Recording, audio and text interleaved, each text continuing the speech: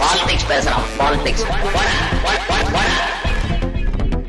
சாத்தான்குளம் காவல் நிலையத்தில் தாக்கப்பட்டு தந்தையும் மகனும் கொல்லப்பட்ட அந்த வழக்கில் சம்பந்தப்பட்ட 9 பேர் 10வது நபர் ஒரு காவலர் இறந்து போயிட்டார். இந்த வழக்கு நடக்கிற காலத்தில் மீதி 9 பேருக்கும் மரண தண்டனை விதித்து மதுரை நீதிமன்றம் தீர்ப்பளித்திருக்கிறது. இது தவிர குற்றஞ்சாட்டப்பட்டவர் அத்தனை பேருக்கும் கடுமையான அபராதங்கள் 82 லட்சம் தொடங்கி 30 லட்சம் வரைக்கும் பெரிய அளவிலான அபராதங்களும் விதிக்கப்பட்டிருக்கு. மீண்டும் சொல்லுவதற்கு தேவையில்லாத அளவுக்கு யாருடைய நினைவிலிருந்தும் அகலாத ஒரு விஷயம்தான். கொரோனா உச்சத்தில் இருந்த ஒரு காலகட்டத்தில் ஒரு கடை வைத்திருந்த ஜெயராஜும் அவருடைய மகன் பென்னிக்ஸும் 2020ஆம் ஆண்டு ஜூன் 19ஆம் தேதி காவல்துறையினால் கடையை ரொம்ப நேரம் திறந்து வச்சிருக்கீங்கிறத ஒரு வாக்குவாதமாய் வாங்க ஸ்டேஷனுக்கு போலான்னு. அதுக்கு முன்னாடி ஸ்கிரீன் கார்டு ஓசியில போட சொல்லியிருக்காங்க, அது போடலைங்கிறது அது ஒரு முன்பகை வச்சுக்கிட்டு கூட்டு போயிட்டு 21ஆம் தேதி கோவில்பட்டி கிளை சிறையில அடைக்கப்பட்டிருக்கிறார்கள். 22ஆம் தேதி இரவு 9 மணி அளவில் பென்னிக்ஸ் உயிரிழக்கிறார். அவருடைய தந்தை ஜெயராஜ் அடுத்த நாள் அதிகாலையில் உயிரிழக்கிறார். இது மிகப்பெரிய அளவில் தமிழ்நாடு முழுக்க அதிர்வலைகளை ஏற்படுத்தியது. இதற்கு பின்னாடி இந்த விவகாரத்தை தானாக மதுரை உயர்நீதிமன்ற கிளை கையில் எடுத்து அறிக்கை தாக்கல் செய்ய சொல்லி காவல்துறைக்கு உத்தரவிட்டு அதற்கு பிறகு மத்திய புலனாய்வுத்துறை சிபிஐ வசம் மிகப்பெரிய அந்த அம்மா இன்னைக்கு அவங்க குடும்பத்தினர் பேட்டி கொடுக்குறாங்க. இதற்காக போராடிய ஊடகங்கள், உள்ளூர் மக்கள், தமிழ்நாடு முழுக்க எழுந்த குரல்கள் அத்தனை பேருக்கும் நன்றி. நீதிமன்றம் இன்னைக்கு எங்களுக்கு அதுக்கான நீதியை வழங்கியிருக்காங்க. இதுக்கு எங்களுக்கு உறுதுணையா இருந்த எல்லா மக்களுக்கும், ஏன்னா எங்கள் துன்பத்தை அவங்களுடைய துன்பமாக நினச்சி எங்களுக்காக இன்னைக்கு வர இந்த நிமிஷம் வரை எங்களுக்காக சப்போர்ட் பண்ணாங்க. எல்லாருக்குமே, எல்லா மக்களுக்கும் நான் நன்றி சொல்லித்துக்கிறேன்.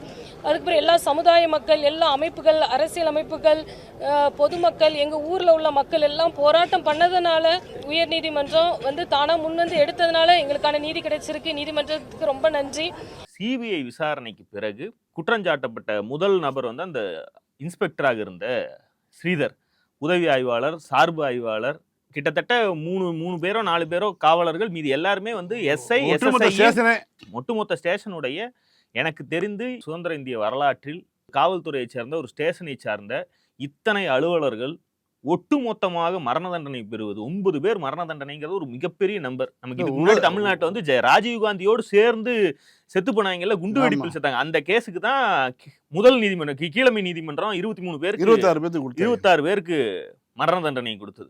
அதற்கு பிறகு இப்பதான் நம்ம கேள்விப்படுறோம் 9 பேருக்கு மரண தண்டனை, அதுவும் இரட்டை மரண தண்டனை என்று அறிவிக்கப்பட்டிருக்கிறார்கள். கமல்ஹாசன் இது தொடர்பாக ஒரு கருத்து தெரிவித்திருக்கிறார். அதாவது, தனிப்பட்ட முறையில் நான் மரண தண்டனைக்கு எதிரானவன். கொடுங்குற்றம் இழைத்தவர்கள் எவ்வித சலுகையும் இல்லாமல் ஆயுட்காலம் உள்ளவரை கடும் உழைப்புடன் சிறை வைக்க வேண்டும் என்பது என்னுடைய நிலைப்பாடு. தூக்கு தண்டனை விதிக்கப்பட்ட 9 பேருடைய குடும்பங்களை எண்ணி பார்க்கிறேன். மனிதத்தன்மையற்ற காரியத்தில் ஈடுபட்டு ஒரு பாவமும் அறியாத தங்களது குடும்பத்தாருக்கு இவர்கள் எவ்வளவு பெரிய தண்டனையை கொடுத்திருக்கிறார்கள் அப்படிங்கிறதா முக்கியமான பாயிண்ட். அது ஏன்னா இந்த சம்பவம் நடைபெற்ற போது போலீஸ் புரூட்டாலிட்டி பற்றி சமூக ஊடகங்களும் சரி அத்தனை பேரும் மாய்ந்து பேசியிருக்கிறோம், எழுதியிருக்கிறோம். காரணம், நமக்கு அப்போதான் இந்த மாதிரி போலீஸில் புரூட்டாலிட்டின்னு ஒன்று பண்ணுறாங்கன்னு தெரிஞ்சுது. அப்படி அல்ல, எத்தனையோ சம்பவங்கள் தொடர்ச்சியாக நடந்து கொண்டே தான் இருக்குது. நமக்கு அப்போதான் கண்ணில் பட்டுச்சான்னா அதுவும் உண்மை இல்லை. ஏன் அது நார்மலைஸ் செய்யப்படுகிறது என்றால், போலீஸ் குற்றம் செய்பவர்களுக்கான அச்சத்தை இந்த வன்முறை மூலமாக தான் உருவாக்கு. தன்னுடைய வன்முறைக்கான நியாயம்னு அது உருவாக்கி கொள்வது. சமூகத்தில் கிரைம் செய்யறவன்லாம் இருந்துட்டே தான் இருப்பான். அவன் கிரைமே பண்ணாம அவன் இருக்கணும்னா அவனுக்கு போலீஸ் மேல ஒரு பயம் வரணும், காக்கி சட்டையின் மீது பயம் வரணும், ஸ்டேஷன்ல கூட்டு போனா வெளுத்துருவாங்கிற பயம் வரணும். இந்த பயத்தின் மூலமாகத்தான் இவ்வளவு கோடி பேர் வசிக்கக்கூடிய நாட்டுல 200 பேருக்கு ஒரு போலீஸ் தானே இருக்குது. 1.5 லட்சம் போலீஸ் தான் இருக்கு தமிழ்நாட்டில். தமிழ்நாடு 7 கோடி பேர் 8 கோடி பேர் வாழக்கூடிய ஒரு மாநிலத்தில் 1.5 லட்சம் பேர் தான் போலீஸ்காரர். எல்லா நிலையில் இருக்கக்கூடிய அலுவலர்களையும் சேர்த்தாலே இருக்காங்க. இந்த 1.5 லட்சம் பேர்த்தை வச்சுட்டு தங்களுடைய விகிதத்துக்கு பல மடங்கு அதிகமாக இருக்கக்கூடிய மக்களை எப்படி பாதுகாக்கிறங்கிற தாண்டி குற்றம் செய்வதையே தொழிலாக வைத்திருக்கக்கூடிய பொறுக்கிகளுக்கு அச்ச உணர்வை எப்படி ஏற்படுத்துறது? அப்ப இந்த பயத்தின் மூலமாக தான் ஏற்படுத்துவோம் அப்படிங்கறத தங்களுக்கான நியாயமா போலீஸ் வைத்துக் கொண்டிருக்கிறது. அதுக்கு பொதுமக்களுடைய சப்போர்ட்டும் சமயங்கள்ல இருக்கும். இப்போ ஒரு பெண்கள் குழந்தைகள்கிட்ட இப்போ தொல்லைகள் பண்ணக்கூடிய நபர்கள் எல்லாம் சிக்கினாங்கன்னா, இவன் பாத்ரூம்ல வலிக்க விட மாட்டானா, இவனெல்லாம் அப்படி விட்டு வச்சிருக்கீங்க இப்படிங்கிற சமூக வலைத்தளத்துல அது உள்ள இப்ப பரவாயில்ல. ஒரு 10 வருஷத்துக்கு முன்னாடி வரைக்கும் இவனையெல்லாம் அரபு நாடுகளை போல நடுரோட்டில் வைத்து கொள்ள வேண்டும் அப்படிங்கிற அளவுக்கு எல்லாம் பத்திரிகைகள்லயே எழுதுவாங்கன்னு வைங்க. வாசகர் பக்கம்ல எல்லாம் இதெல்லாம் தொடர்ச்சியா வரக்கூடிய நம்மளே பார்த்திருப்போம். ஒரு திருடன் சிறை என்று சொன்னீங்கன்னா சிரிப்பான். தொழில்முறை திருடனுக்கு சிறையில புடிச்சு போடுறதுங்கிறது நிம்மதி நம்ம இருந்துட்டு வரங்கிற லெவல்ல இருக்கான். அடிக்கே அவன் பயப்பட மாட்டான். இப்ப நீங்க திருடன் மணியன் பிள்ளை மாதிரியான அந்த நாவல் எல்லாம் படிச்சீங்கன்னா சுயசரிதையாது அவனுடைய வாழ்க்கையை எழுதியிருக்காங்கல்ல, அவன் சொல்றானே அடிக்கெல்லாம் பயந்து அந்த தொழிலே இருக்க முடியாது, அதெல்லாம் part and parcel of the game அப்படிங்கிற ரேஞ்சில் அவங்க டீல் பண்ணுவாங்க. அப்போ சித்திரவதை தான் அவர்களுக்கு ஒரு வயதுக்கு மேலேயாவது அச்சத்தை கொடுக்குது. இந்த பொழப்பு வேணுமா, இதை நம்ம செய்யக்கூடாது அப்படிங்கிற இடத்துக்கு கொண்டு போகுது. ஒரு கூலிப்படை கொலைகாரனோ அல்லது ரவுடிகளா முளைக்கிறானுங்க. இப்போ இன்ஸ்டாகிராம்ல பட்டாக்கத்தியோட அவன் இப்பதான் பட்டிங் ரவுடியா ஆகுறான். இப்படியான ஆட்களை எல்லாம் எந்த அச்சத்தின் அடிப்படையில் நாம் தடுக்கிறது அப்படிங்கிறதுக்கு போலீஸ் கண்டுபிடித்திருக்கக்கூடிய வழிதான் இந்த மாதிரியான புரூட்டாலிட்டி. பொது சமூகம், இந்த கும்பல், இந்த வன்முறைக்கு உள்ளாக்கப்படுகிற செக்டார் மக்கள் இருக்காங்க இல்லையா, இவங்க சமூகத்துக்கு விரோதமானவர்கள் தான்.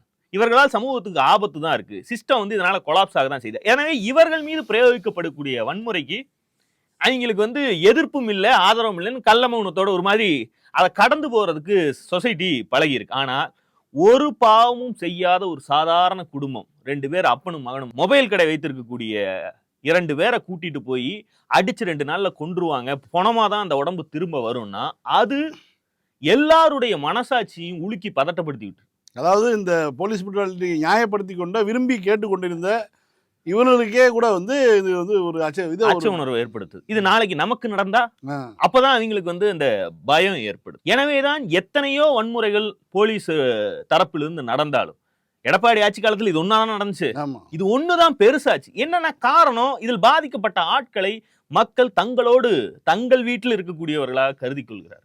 ஊடகங்கள் அதற்கப்புறம் திமுக ஆட்சி வந்ததற்கு பிறகும் போலீஸ் புரூட்டாலிட்டி என்பதை எல்லாம் இன்னொரு ஜெயராஜ் பென்னிக்ஸாக மாற்றிவிட முடியுமான்னு ஊடகங்கள்ல பல பேர் அதை முயற்சி செய்தாலும் அதுக்கு மக்கள் மத்தியில ஏற்பு இருப்பதில்லை.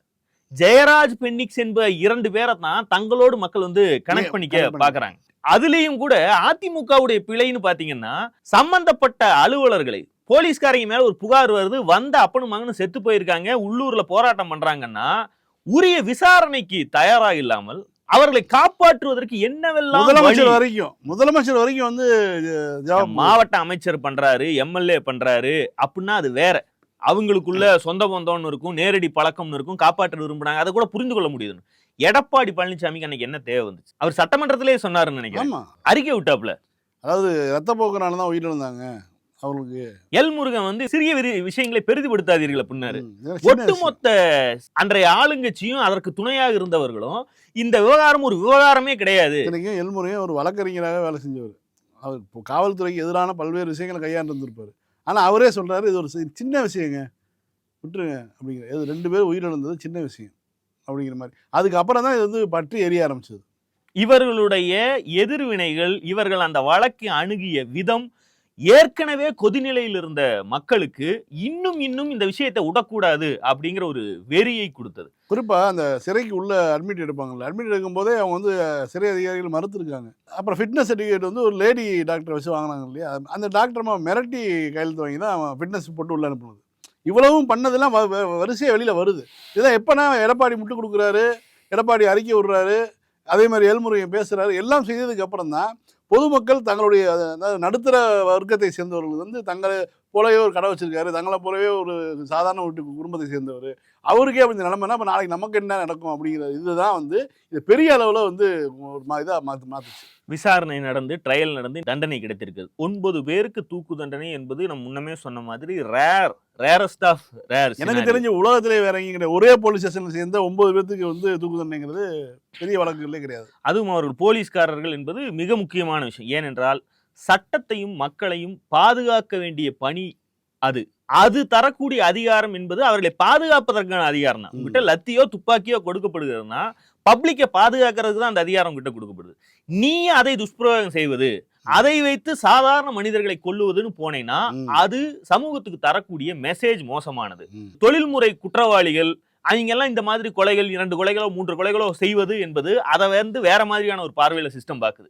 இந்த வழக்கில் இவ்வளவு கடுமையான தண்டனைகள் வந்திருக்கிறதுனா அதற்கான காரணம் எளிமையானது. போலீஸே இந்த வேலையை செய்து விட்டது என்றால் மக்களுக்கு போலீஸ் மீதான நம்பிக்கையே போய்விடும். இவர்களுக்கு தண்டனை கிடைக்கவில்லை என்றால் அது சட்டத்தின் மீதான, நீதிமன்றத்தின் மீதான நம்பிக்கையும் சேர்த்து குலைத்து விடும். அப்படிங்கிற இடத்துலதான் ஒரு மெசேஜா தான் இதை பாக்குறாங்க. அவரு என்ன சொல்லியிருக்காரு நீதிபதினா, நான் குற்றம் நிரூபிக்கப்பட்டதுன்னு சொல்லிட்டு இத்தனை நாள் தண்டனை கொடுப்பதற்கான தாமதம் ஏன் அப்படின்னா, என்ன தண்டனை கொடுக்கறது, இதை விட கடுமையா, மரண தண்டனையை விட கடுமையா என்ன இருக்குன்னு நான் யோசிக்கிறோம். அவ்வளோ கொடூரமாக அவங்க நடந்துக்கிட்டாங்க அப்படின்னு அவர் சொல்றாரு. தனிப்பட்ட முறையில் மரணம் என்பது தண்டனையே கிடையாதுங்கிறதான் என்னுடைய நினைப்பு. அதான். அது ஒரு விடுதலை. இவங்களால பொழைத்து கொண்டிருந்த, இவர்களை நம்பி இருந்த குடும்பம் தான் தங்களுடைய வாழ்நாள் முழுக்க துயரத்தை அனுபவிக்க போறதே தவிர இவர்கள் செய்த இவனுங்க 5 நிமிஷத்துல தொங்கிட்டு போயிருவானுங்க. ஆனால் சிஸ்டம் என்னவா பாக்குதுன்னா, இதுதான் அந்த குடும்பத்துக்கான நீதியா, இவர்கள் தொங்குவதால் அவர்களுக்கு என்ன கிடைக்குதுங்கிறத தாண்டி இந்த சிஸ்டம் மீதான நம்பிக்கை இருக்க வேண்டும் என்றால் இருக்கிறதுலே அதிக தண்டனை இவர்களுக்கு கொடுக்க வேண்டும். அது ஒரு மெசேஜா சொசைட்டிக்கு போய் சேர வேண்டும் அப்படின்னு நீதி அமைப்பு நினைக்கிறது. காந்தியை கொலை செய்தவர்களாகட்டும், ராஜீவ் காந்தி, ஜெயராஜ் பெனிக்ஸ்னு ஒவ்வொரு மனிதரையும் அவர்களுடைய உயிர் யாருடைய உயிர்னு பார்த்து சட்டம் பிரித்து பார்ப்பதில்லை. சட்டத்துக்கு எல்லா உயிரும் ஒண்ணுதான். ஆனால் தீர்ப்பளிக்கக்கூடிய ஒரு மனிதர், அவரும் இந்த சிஸ்டத்துடைய ஒரு உறுப்பு. ஆனால் அவர் எதை என்னவா பாக்குறாரு, எதுக்கு உச்சகட்ட கோபம் வருது அப்படிங்கறதெல்லாம் டிபேட்டபிள்.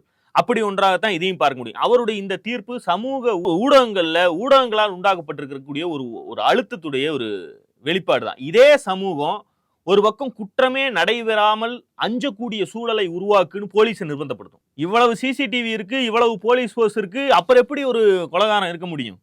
பட்டப்பகல்ல கொலை நடக்குதே, அவனுக்கு என்ன பயம்? கொலை செய்வதற்கு அவனுக்கு காரணம் இருக்கு.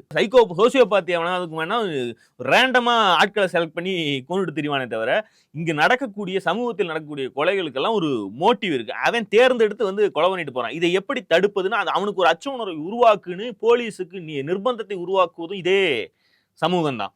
போலீஸ் இந்த அச்சத்தின் பேரில் தான் உருவாக்க முடியும்னு சொன்னா, உனக்கு மனிதாபிமானம் இல்லையா, நீ மனிதன் தானா அப்படின்னா அதுகிட்ட இன்னொரு கேள்வியும் வைக்கும். அவன் ஆட்டோ ஓட்டுறதா வேண்டாமாங்கிற நிலைப்பாட்டுல தான் அவன் இருக்கான்னு வைங்க.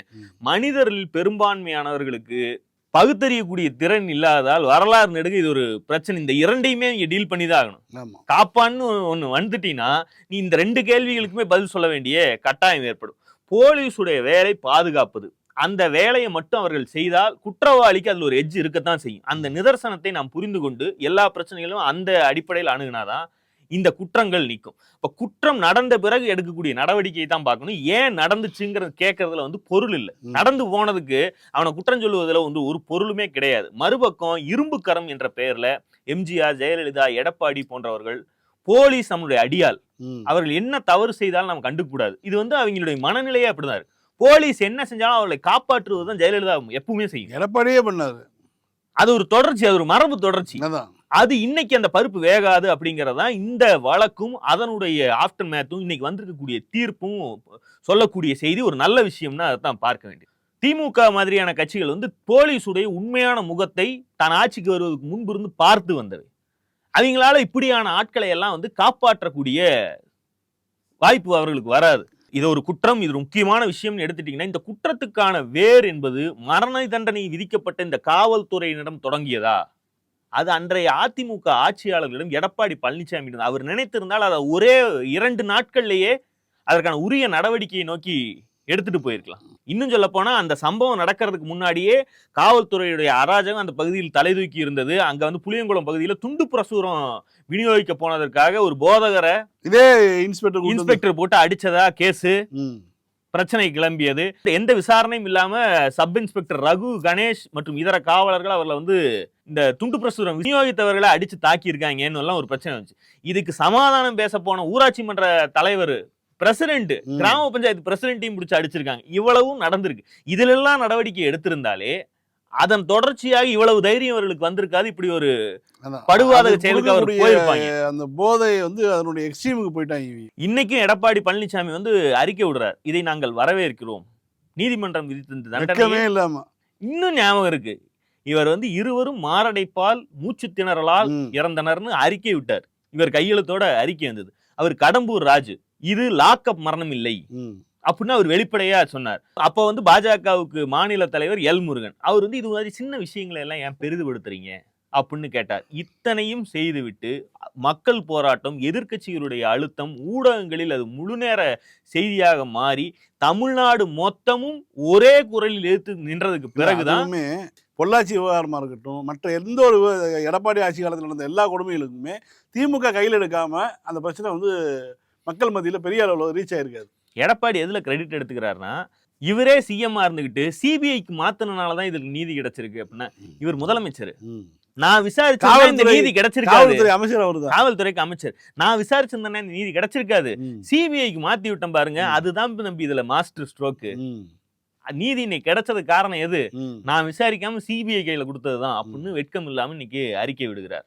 இறந்து போனவர்களுடைய கல்லறை அந்த படம் இல்லையா, ரிவிலேஷன் 714, இவர்கள் மிகுந்த உபத்திரவத்திலிருந்து வந்தவர்கள், இவர்கள் தங்களுடைய அங்கிகளை ஆட்டுக்குட்டியானவருடைய ரத்தத்திலே நனைத்து வெண்மையாக்கி கொண்டார்கள்னு ஒரு வசனத்தை எங்களுடைய கல்லறையில எழுதி.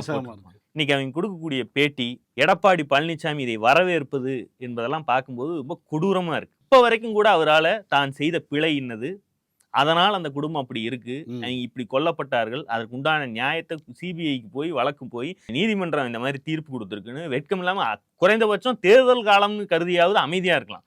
அது கூட இல்லாம கிரெடிட் திருட வருகிறார் என்றால் இவரெல்லாம் என்ன சொல்வதென்றே தெரியவில்லை. இதுல அந்த பொள்ளாச்சி விவகாரமே கூட பார்த்தோம்னா கரெக்டாக அது தேர்தல் நேரங்கிறதுனால எடப்பாடியை எப்படியாவது கூட்டணிக்கு உள்ளே கொண்டு வர்றதுக்காக சிபிஐக்கு உத்தரவிடும் போது 2 மாதம் தாமதப்படுத்தி கிரில் பண்ணி கொண்டு வராங்க.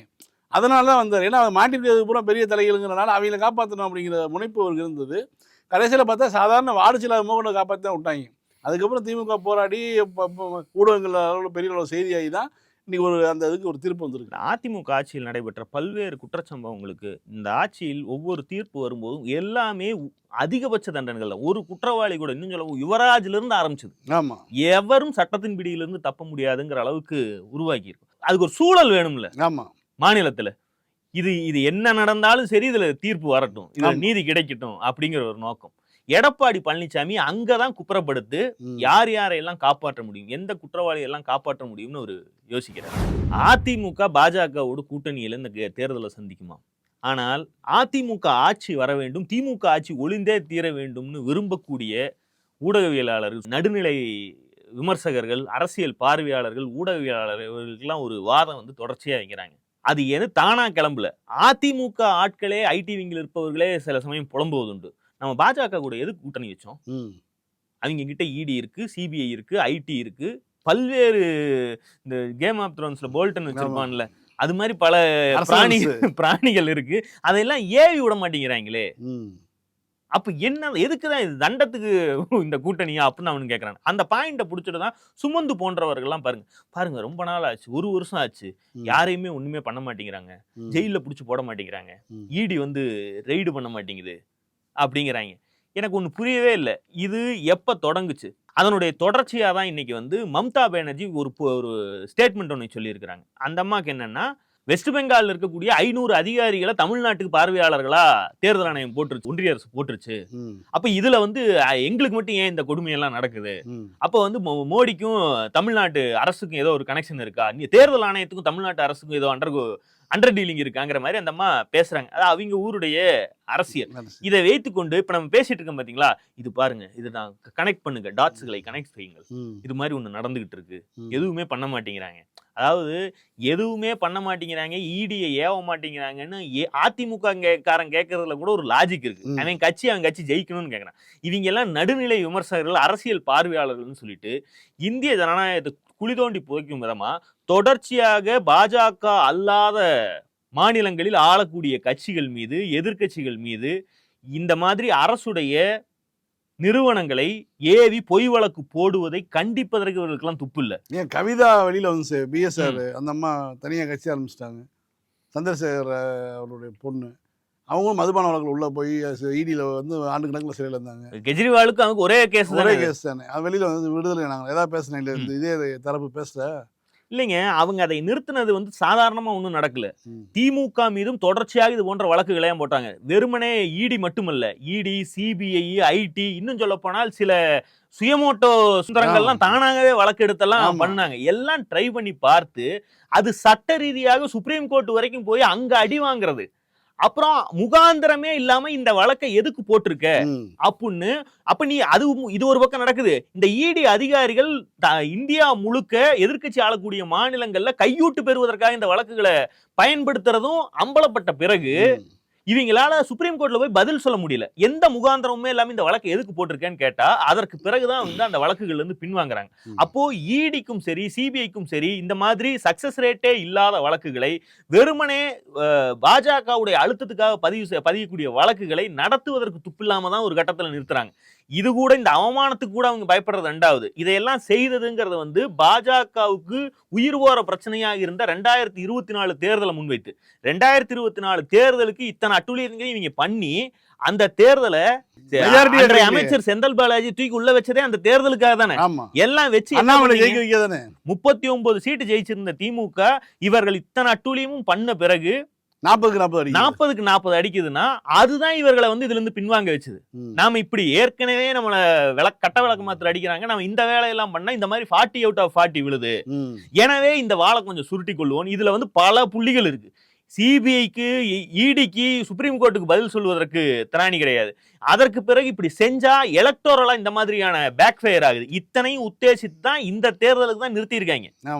இவங்க என்ன சொல்றாங்க, நீங்க எல்லாம் ஏவி விடுங்க, நீங்க அரசியல் பழிவாங்கல் கைதுகள்லாம் இல்லைன்னா அப்ப நீங்க 2 பேருக்கும் ஏதோ கனெக்ஷனா அப்படின்னு கேட்கக்கூடிய நிலைமைக்கு அவன் கேடி ஏன் இந்த பிள்ளை என்ன ரேப் பண்ணல அப்படின்னு கேட்கறதுதான் வந்து இவனுக்கு பண்ணிட்டு இருக்காங்க. இத வந்து ஊடகவியலாளர் அரசியல் பார்வையாளர்ங்கிற பேர்ல செய்யக்கூடிய இவங்க எவ்வளவு ஃப்ரஸ்ட்ரேஷன்ல இருந்தா நீ ஏன் ரேப் பண்ணலன்னு கேட்பானுங்க. அந்த இடத்துக்கு இவங்களை கொண்டு வந்து விட்டுருக்கிறது வந்து காலம். இன்னும் 1 மாசம் அளத்துட்டோம். தேர்தல் முடிந்த பிறகு இவங்க எப்படி எங்க மண்ணை வாரி மேல தூக்கிவானுங்க. ரேண்டமா 360 டிகிரிலையும் பறக்கும்னு சொல்லி. ஆனா கேஸ் பிரச்சனை வந்து ஒருத்தர் வீட்டுல இல்ல, சுமந்த வீட்டுல பிரச்சனையே குப்பரை படுத்து சப்பாத்தி அப்படியே சுட்டுக்கலாம். மீண்டும் சந்திப்போம். லைக் பண்ணுங்க, ஷேர் பண்ணுங்க, சப்ஸ்கிரைப் பண்ணுங்க, கமெண்ட் பண்ணுங்க. பாய். பாலிடிக்ஸ் பேசுறோம். பாலிடிக்ஸ்